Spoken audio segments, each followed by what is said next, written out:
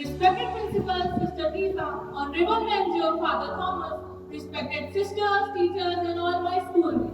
A very refreshing morning to one and all present over here. Myself, Yogyata Tiwari from class 10th. Today, I am speaking upon a topic that is goal setting. Goal setting is one of the most important part of your journey of success.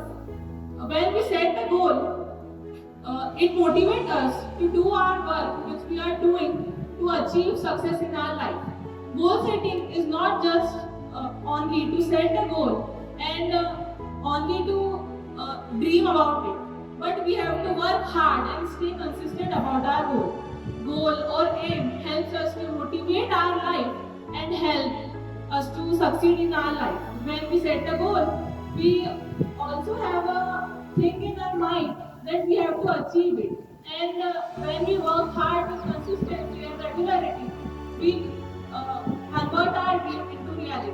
At last, but not the least, I want to end up my speech by saying that together we will set the goal today and work hard this academic year to achieve it. Thank you and have a wonderful day ahead.